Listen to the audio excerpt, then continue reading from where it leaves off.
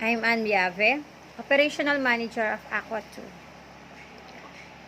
Okay, so let me answer these questions. How do I motivate and inspire my team to achieve their goals? First in the list for me is to recognize and reward your team's contribution. Your team's efforts, big or small, are the gears turning your business machine. So, acknowledging these efforts with positive feedback, like a simple thank you or good job, does more than just make them feel good. It pushes them to do more and to do better. Create a welcoming and comfortable workspace for your team. Start with basics. For example, provide ergonomic furniture with supportive chairs and ample desk space. This prioritizes your team's well-being while ensuring they can focus on tasks instead of a backache, or offering complimentary coffee, drinks, or snacks can make a difference, of course.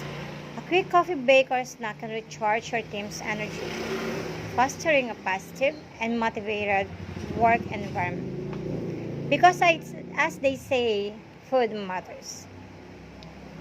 Also, give and receive feedback from your team. Balance workload among team members. Balancing workloads, aka workload management, is key to team motivation. When tasks are evenly spread out, your team feels valued and burnout is less likely. Give and receive feedback from your team. That's very important. And of course, encourage open and frequent communication. Okay, so next is, how do I handle conflicts or disagreements within my team? Um, of course, first, listen actively. Active listening is an essential skill when handling conflicts between my team members. When a conflict arises, it is important to hear both sides of the story before taking any action. This will help me to understand the root cause of the conflict and enable for me to come up with a resolution that's fair to both parties. When handling conflicts between team members, I always begin by actively listening to both parties, not just on one side. I ask them to explain their side of the story and listen carefully to what they have to say. This helps me understand the root cause of the conflict and enables me to come up with a resolution that is fair to both parties. Additionally, active listening helps to build trust and maintain positive working relationships. It is important to remain objective when handling conflicts between two members. This means that you should avoid taking sides or letting your personal feelings influence your decision making. So, what do you mean by avoid taking sides? For example, you have your favorite, so you need to judge, or you don't let your personal feelings influence you in making a decision, and instead focus on the facts of the situation and make a decision based on what's fair and reasonable. When you remain objective, you demonstrate your ability to make unbiased decisions, which is an important quality in a leader. Many objectives key when handling conflicts between team members. I try to avoid taking sides or letting my personal feelings influence my decision making. Instead, I focus on the facts of the situation and make a decision based on what is fair and reasonable. This helps me demonstrate my ability to make unbiased decisions, which is an important quality in any leader. So when conflicts arises between team members, it is important to address them promptly. Ignoring conflicts can cause them to escalate and damage working relationships. By addressing conflicts promptly, you can prevent them from becoming more serious and help team members resolve their differences before they become irreparable. So I believe that addressing conflicts promptly is key when handling conflicts between team members. Ignoring conflicts can cause them to escalate and damage working relationships. By addressing conflicts promptly, I can prevent them from becoming more serious and help team members resolve their differences before they become irreparable. And of course, use active problem solving. It's very important. Active problem solving is a method of addressing conflicts that involves identifying the root cause of the problem, and developing solutions that address it. By using active problem solving, you can prevent conflicts from recurring and improve team dynamics. This approach demonstrates rather your ability to take a proactive approach to conflict resolution. When handling conflicts between team members, I like to use active problem solving. This involves identifying the root cause of the problem and developing solutions that address it. So, by using active problem solving, I can prevent conflicts from recurring and improve team dynamics. This approach demonstrates my ability to take a proactive approach to conflict resolution. And um, of course, also show empathy. Empathy is an important quality to demonstrate when handling conflicts between team members. By showing empathy, you can understand each team member's perspective and work towards a resolution that meets everyone's needs. This approach demonstrates your ability to put yourself in someone else's shoes and work towards a solution that is fair, of course, to everyone. When handling conflicts between team members, I like to show empathy. By understanding each team member's perspective, I can work toward a resolution that meets everyone's needs. This approach demonstrates my ability to put myself in someone else's shoes and work towards a resolution that is fair to everyone. Follow up after the conflict is resolved. Following up after the conflict is resolved is an important step in maintaining positive working relationships between two members. By checking in with team members and ensuring that the resolution is working for everyone, you can prevent conflicts from recurring and build trust among team members. After conflict is resolved, I'd like to follow up with team members to ensure that the resolution is working for everyone. By checking in with team members, I can prevent conflicts from recurring and build trust among team members. Okay, so how can I describe a time when I had to make a tough decision as a manager or supervisor, and how did I approach it? Yes, in my previous job, I had to let go of a team member who wasn't cooperating or following or doing their job. It was tough, really, because we already had built a rapport. But ultimately, it was the best decision for the team and for the company. I communicated with the employee in a respectful and empathetic manner, ensuring that all their concerns were heard and addressed. It was a challenging experience, but I learned a lot.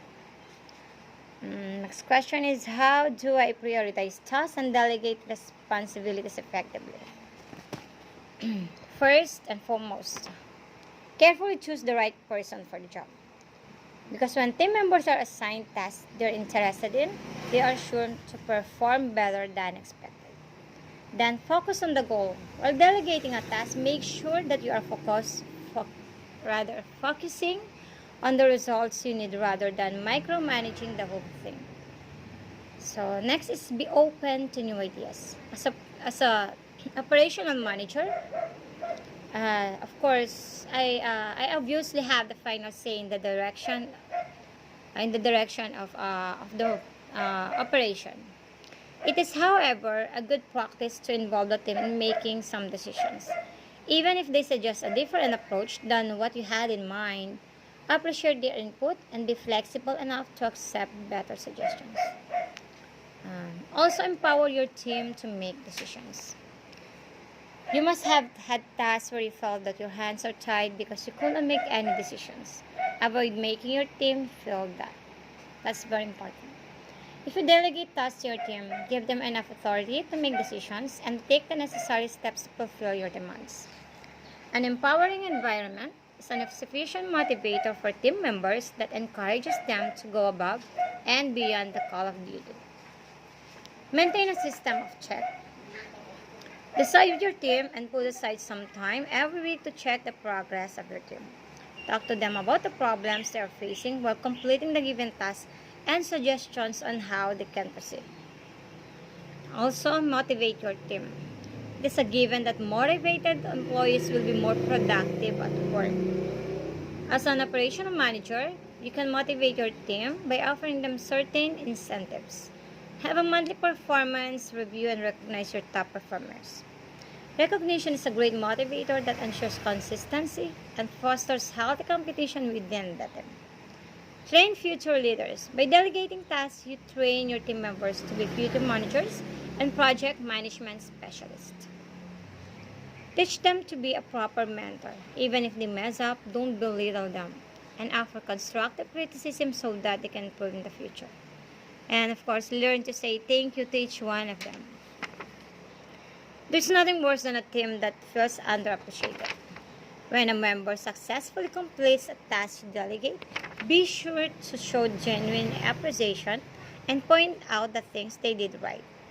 This will inspire your loyalty in the team. This will inspire the loyalty in your team and provide them with the validation they need to continue performing splendidly. And of course, remain objective. Then, next question is, how do I measure and evaluate the performance of my team members? First, direction. Teams that score high on direction have a clarity of purpose that's shared among all of its members. They are all moving in the same direction as a collective unit. They come across as purposeful, and priority-minded and collaborative. For a quick pulse on my team's direction, I ask each member to jot down and what they see as the team's shared purpose. So sharing and discussing these responses can help my team sharpen its focus on its mission and get on the same page what the team's success looks like. Next is connection. Highly connected teams know that they can do more together than they can on their own. They trust one another, have psychological safety, and are open to productive conflict. To determine the health of connection of my team or on my team, I take a closer look at interpersonal behavior. If some team member seems reticent to ask for help, uncomfortable speaking their minds, or engage in passive-aggressive behavior, my team needs help handling conflict productively. And also adaptability. Adaptable teams share a common understanding of the needs of their internal and external stakeholders. And of the larger organization strategy. In addition, they are able to adapt to meet changing needs without drama and are committed to experimentation, continuous learning, and cross-team collaboration. To do this successfully, teams need feedback from other teams. If you aren't doing so already, ask other teams in your organization how your team can better support them. This is a great chance to get an outside perspective on my team's performance. Next on the list for me is attitude. Teams that shine in the attitude department have team members who bring an optimistic can-do attitude to work. Similarly, they don't let obstacles or setbacks derail them. One way to assess the strength of my team's attitude is to look at how they approach risk. For example, is there a sense on my team that can all that I can call all brainstorm freely, experiment with ideas, and test strategies that may fail. So if not, me as a leader can take steps to encourage a more risk-tolerant culture, including rather signaling my attitude about risk through very intentional language. And lastly, but also important, is of course the performance. This one is really important for the team members and of course for the company. High performing teams get things done. As a result, they deliver, meeting and exceeding their goals and objectives. But performance also goes beyond the numbers to process. So are my team meetings productive?